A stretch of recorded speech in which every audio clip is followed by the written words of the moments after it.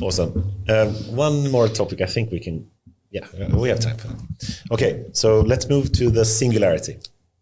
And are you, for one, concerned? We have a number of famous people. We spent, we already spoke about Elon Musk, of course, and he had made statements like, AI could be the biggest threat to humankind, etc. Are you agreeing with that, or what's your thought about, the potential threat that AI can have when and if we reach singularity? I've dived in the Indian Ocean and see the corals, the dead corals, and I know we have currently 414 ppm in our atmosphere. I'm not worried about singularity. I'm worried about other things.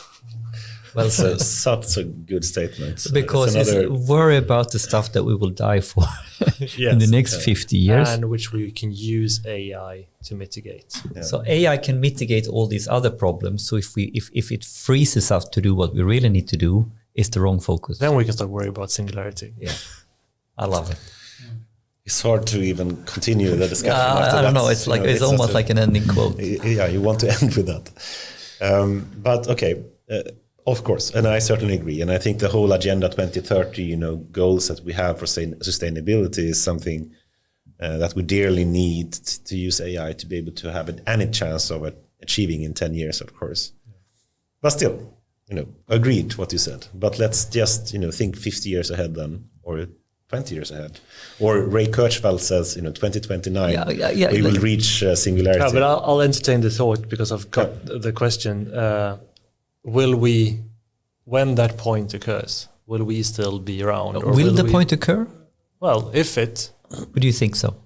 Opinion, we have a joke.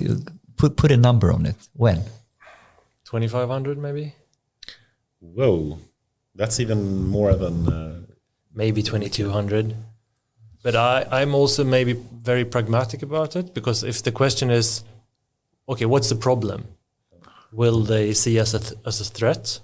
Well, then it's up to us to earn the right to be around. If we try to take at least two different definitions of singularity, it could be one definition that is commonly used is that of control, saying they may not be more generally intelligent than us, but it will be a point where we can't pull the plug anymore, so to speak. They can create and propagate, so to speak, perhaps not in a biological sense, but still, they can grow and become independent of us, and there will be a point where we simply can't turn it off, so to speak. That is often what Elon Musk speaks about, and then the question is, when we lose control, will we do that, and what happens if we do that? If we use that term, do you think there will be a point where we simply can't pull the plug of a machine, and they will just, be able to live without us, so to speak?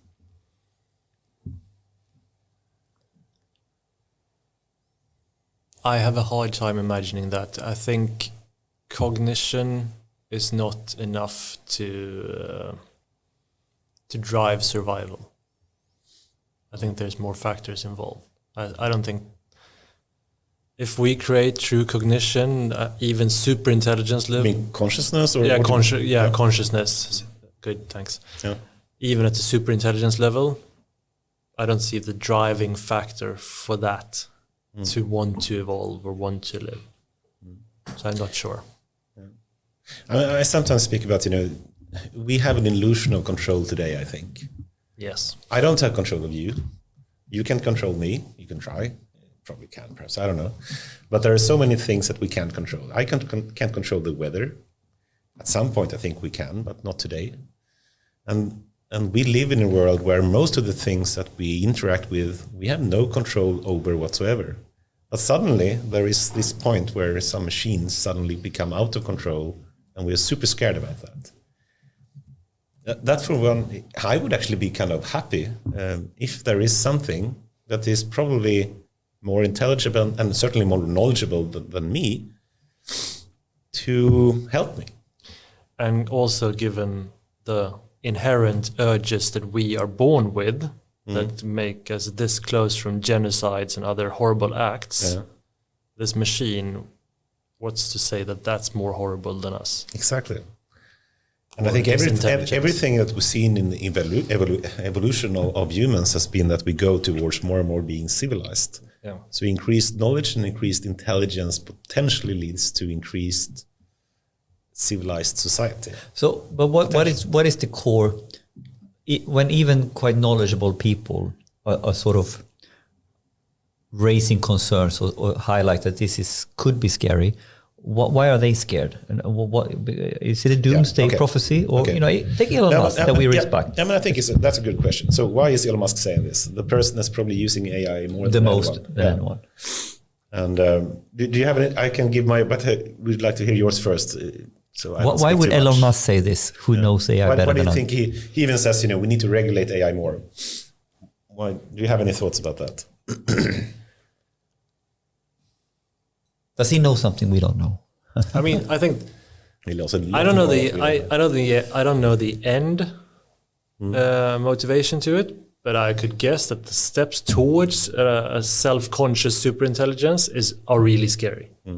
So if we regulate the way, this is actually one of my core points. Yeah. So just to make that I didn't get that. So elaborate on this. So I think narrow intelligence is much more dangerous than general intelligence.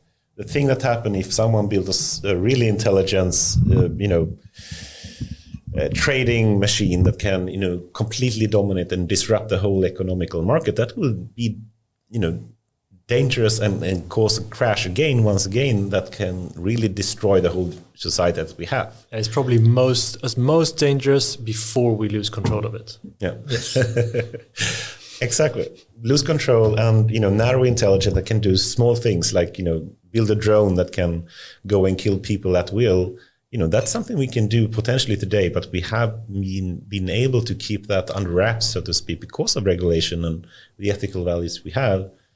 But that would be, of course, super dangerous. Or some AI that can build some kind of, biological weapon, a coronavirus number 2, or something that could be super scary, of course. But I think that this is partly what Elon Musk is thinking about. We need to have, for one, he's speaking about, we need to have insight before we have oversight. So insight basically means we need to understand what is happening. And then when we understand, we need to be able to do, the proper regulation. And the positive thing, because I don't want to end with this kind of doomsday kind of dystopian kind of thinking, but the positive thing is we've been able to do this a number of times in the past. So we've been able to do that for genomics. We've been able to do that for nuclear weapons. And I think we can easily do it for AI as well, but we need to do it now. And that is really the point that he's trying to make, in my view, because we could wait 10 years for biological weapons to not happen or chemical weapons not to happen. And we could wait 10 years before, we were able to clone Dolly or clone humans and whatnot. But for AI, 10 years ahead, it could be too late, potentially. It goes so much faster. So he compares it usually to this kind of seatbelt argument that, before you had regulation in cars to have seatbelts, thousands of people were killed because the automotive makers were fighting this regulation to the extreme. But it's also still okay. It's just 100,000. But it could be, if we don't do this in time, worse for AI. But I think, obviously, since he's using it the most of everyone, he thinks we will be able to do it, but we just need to start thinking about it and have the insight before we do the oversight. Was that too long or too strange, or did it make sense? No, insight before, because it also means that in order to get to oversight, to get to insight, you kind of need to start working on it as well. Yeah. And I mean, like, so in a way, he understands it also from a point of view of one who is really, really doing it and learning it. Yeah. He's committing to deploy all the time. Yeah, but already now the AI techniques in production has the potential to disrupt the entire market. Yes. I mean, Google has insights into they could probably disrupt the economic market today if they just ignore the regulations. Yes. And I think what he says is he's urging the politicians to wake up and look at the bigger picture. Yeah. I mean, I really like that, being able to think long term ahead and really have the holistic view. I think you mentioned it so many times now already, and It's something that more people simply should do. But at the same time, you should not only look at one side of the coin. I think you're an expert in that, in saying, how ethical is it not to use AI? Yes. And if we have any chance to reach the sustainability goals of Agenda 2030, we need to do it now, right? Yes. And I think one thing that maybe is not necessarily dependent on AI, but data, is the data is objective. And there's a lot of truths and topics that we are too uncomfortable to discuss, because when I say something to you, it makes you uncomfortable because it feels like I'm challenging you. But if we can use data's objectivity, then we can tackle the problems and actually address them, because no one needs to feel threatened. And we can have a more informed discussion in some way. Yes. Because we have some information to talk about.